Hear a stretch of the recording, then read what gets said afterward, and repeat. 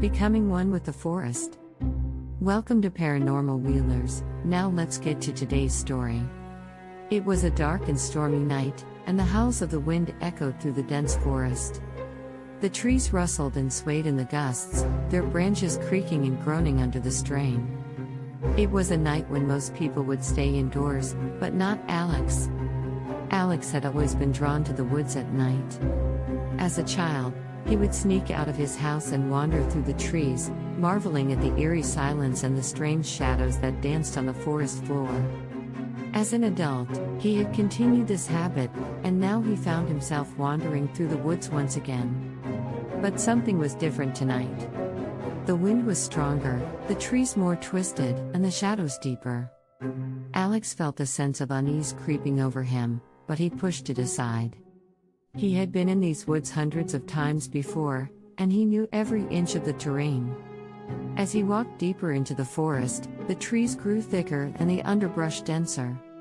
The darkness seemed to press in on him, and he felt a chill run down his spine. He turned back, but the path behind him was gone. He was lost. Alex tried to retrace his steps, but the trees seemed to shift and move, and he found himself in a part of the forest he had never seen before.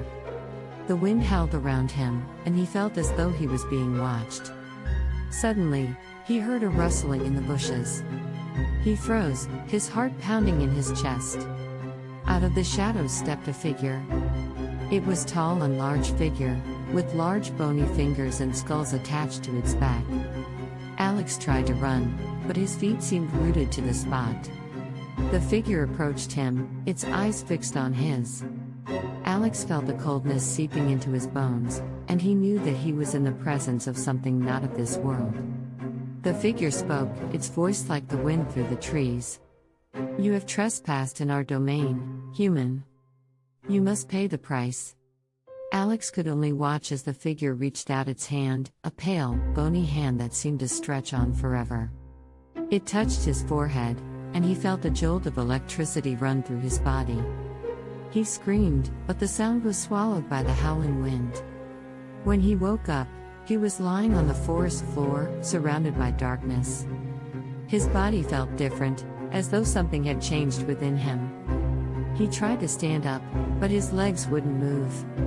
He looked down and saw that he was covered in moss and leaves, as though he had become a part of the forest.